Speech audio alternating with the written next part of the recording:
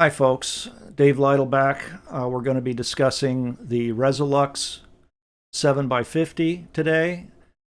It's kind of a long-winded story that I got to relate to you because it's going to be more than just talking about the Resolux. Uh, Essentially, what I want to convey going forward with these reviews is that I would be perfectly willing to become either your Siskel or your Ebert, the thin man or the fat man. I remember that show at the movies, and it got to the point where it just seemed that whatever the fat man liked, that I liked. So it's not a matter of who's right. It's just a matter of being able to relate to whoever is giving the review, whether you tend to agree with them or disagree. Uh, Hopefully, I can become your thin man or your fat man on some of the things that I've been looking at recently. I started this. Story goes back a year with my wife being interested in selling something on Facebook. But she didn't know what products to pick. She asked if I could help, look and see what was available. We looked at Alibaba. Most of my interest was in optics, telescopes, maybe binoculars. Binoculars kind of came second, but I did notice that while they were ridiculous in the price on the telescopes, once they got shipped here, you might as well buy them from here. They did have some binoculars that were worth shipping in, and most all of them roof prism binoculars. I did my research, came up with a fairly nice pair of roof prisms with ED lenses. It looked like it was going to be a go, but then for some reason the Facebook thing fell apart, and I'm just holding on to some binoculars that now I need to move. Thought we might move them at gun shows, but didn't have enough to fill a table. The idea was, what can we do to get people to stop and look at a table? So, in my wisdom, I suppose, not very wise, but went ahead and got a bunch of wide field Poro prisms, classic Japanese glass, since they don't really make that anymore, unless you want to pay nearly $6,000. Went for that, laid them out, made some sales, mostly in the Poro prisms. The roof prisms just weren't moving. I began to suspect that maybe what I need to do is to get the sales moving is show what a non-wide field would be. I picked up a bunch of these standard field Japanese glass 7x50s. I kept it 7x50 to make everything equal across the board. And I really expected it to look like the Chinese poros that I'd been looking through recently, where it looks like you're looking through toilet paper rolls. And it wasn't that case. Actually, they were quite nice. One of my better purchases was a Zeiss Dienstglas 7x50 World War II. It was so nice, so beautiful a picture that I started using that pretty much as my golden standard to compare the others to, so I could grade them. I wanted to grade them so people would be able to, pick the one that, they felt most confident about. But then I realized that none of these had the modern multi-coatings, the better glass. So I decided to pick up one piece, a Poro 7x50, that would represent modern technology. And from my research, I decided on the ORION Resolux. Now, that comes in 10x50, and they have versions even larger. But 7x50 was the standard that I was trying to make the comparison to. So I picked them up. Orion didn't have them in stock at the time, so I picked it up from OPT. And I was amazed. Okay, so now we're getting into the actual review here. I received these things, immediately looked through them, and everything was twice as bright as anything I'd looked through, even the modern Chinese ED glass. These were super brilliant, super sharp. I would say that it's almost like it's teleporting you to your distant object, because I swear I was using the tops of some pine trees to grade everything in its ability to look deep into the trees, into the inner branches for detail. This binocular lets you actually feel like you can touch the needles. It's that nice. It's that sharp. And I really got it set in my mind at that point that, this is probably the limit. I probably am not able to see difference more fine than this. So why should I ever feel the need to go to an alpha glass binocular? I basically have been just doing my thing, selling the binoculars, being happy with my Resolux. Everything was fine until I went to Alabama for Christmas to be with the folks. And my wife and I, we stopped in at a Cabela's.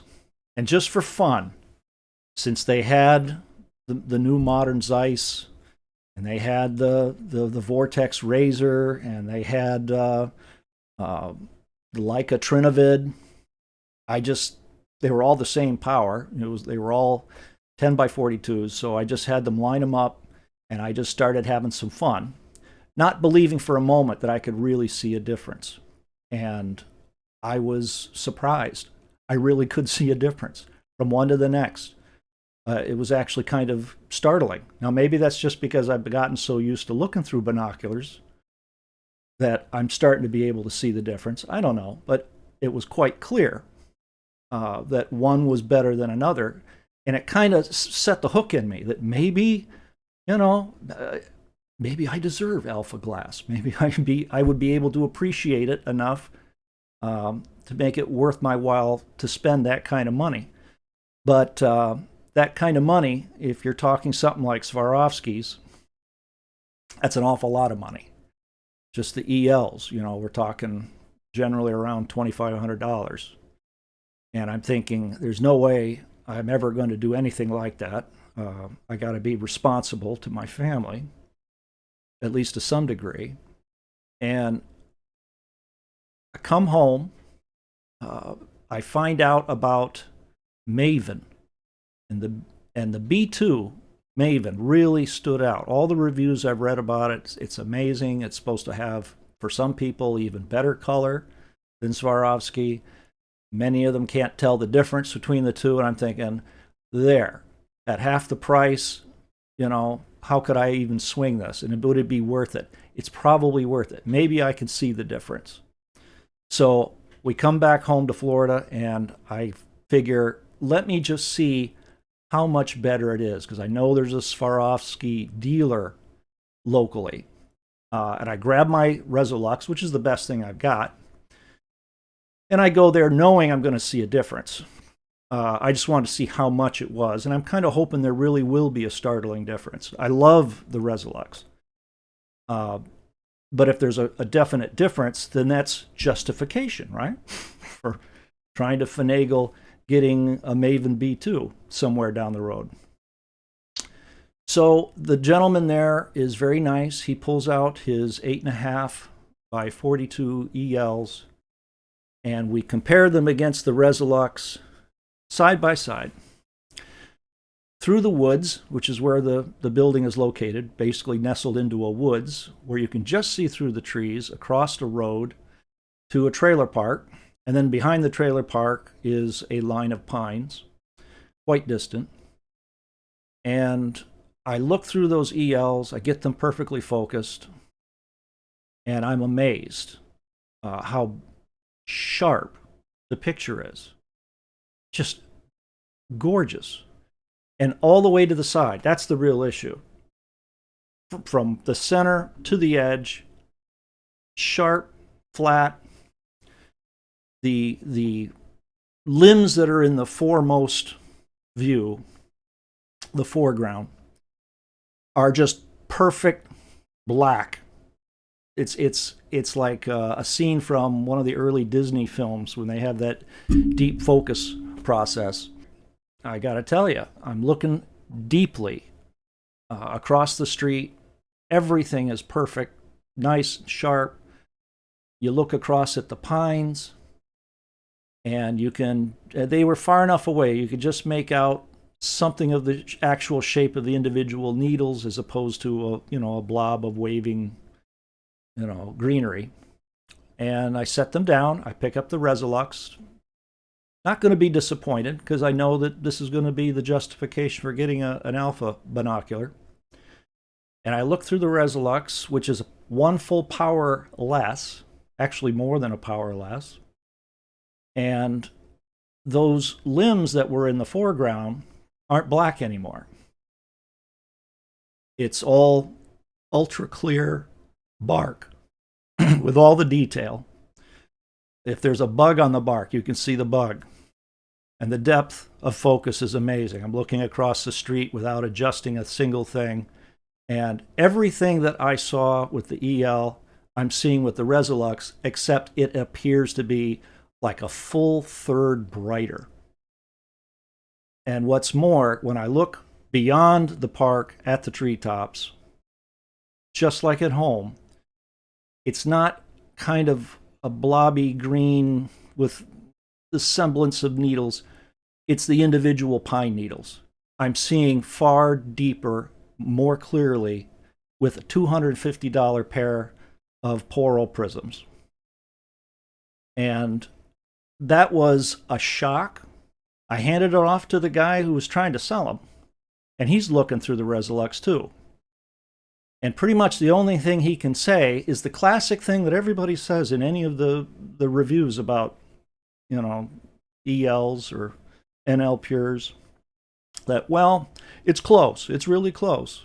But I'd have to give it to Swarovski, because that's what he says. Well, I'd have to say that the Swarovski's a bit better. Well, how? And I ask him, what's it look like? I can see the individual needles on those trees back there, and it appears much brighter. And he goes, well, yeah, but the problem with Poros is that you get stray light.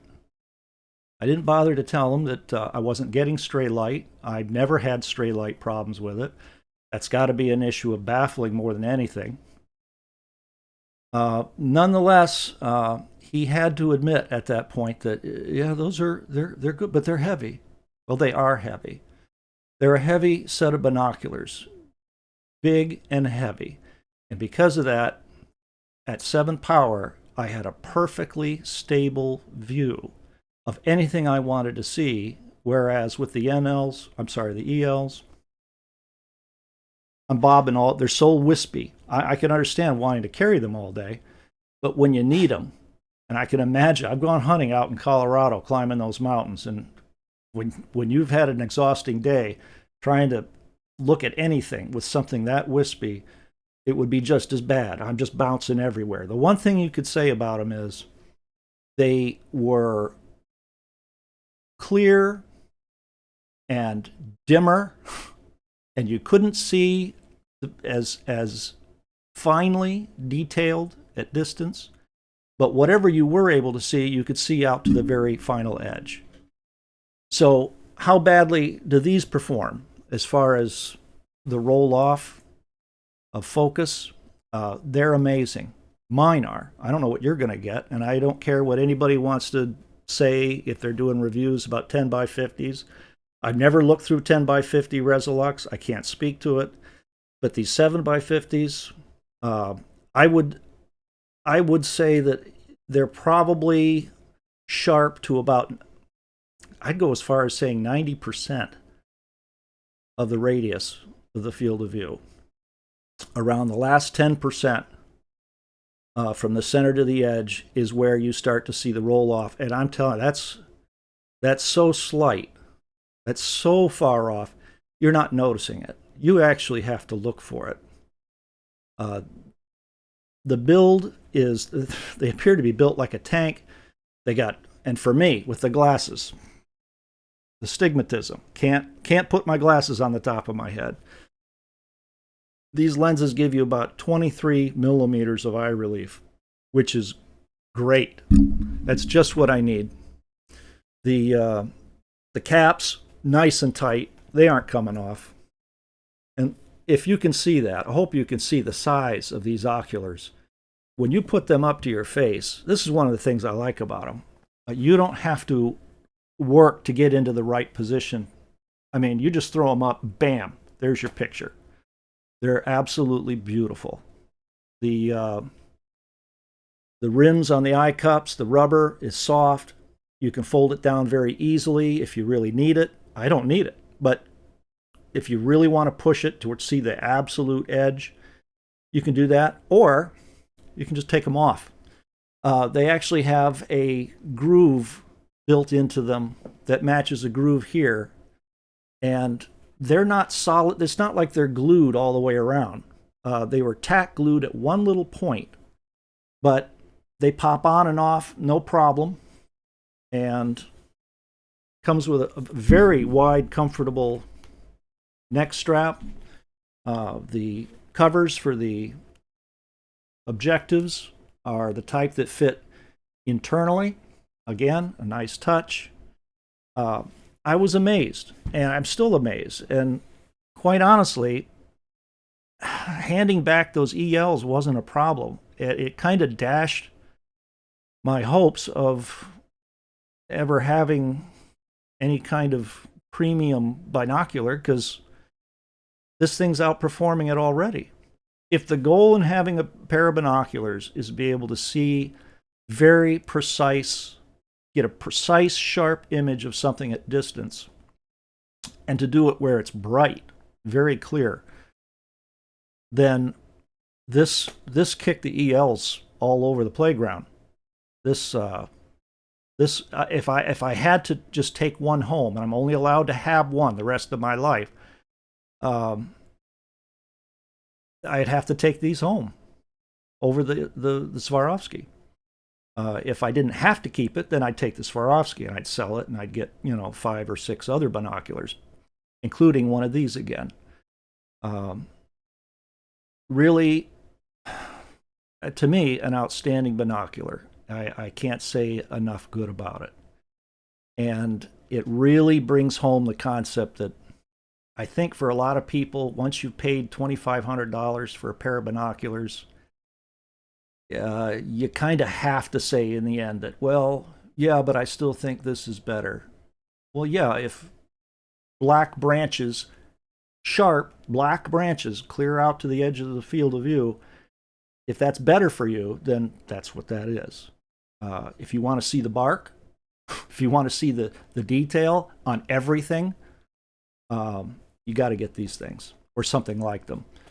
I suppose Fujinon makes binoculars that are supposed to be better, but even the reviews that I've read, people are saying, well, they don't know if they're really that much better.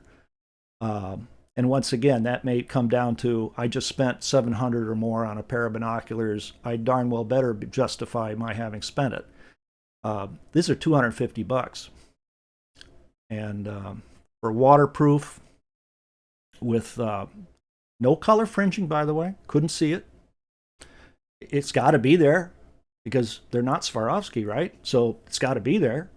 You have to really look for it. It's not apparent. I look at the birds, where my other binoculars, even with ED lenses, I can still see the color fringing. Usually it's kind of a yellow to green on the edge of the bird's wings. With this, nothing. The color's very natural. It's not warm. It's almost coldly natural. And I don't mean bluish. I just mean just straight down the line, natural color. Great binoculars, folks. You might want to look into them. And I think we'll wrap it up with that. Thank you.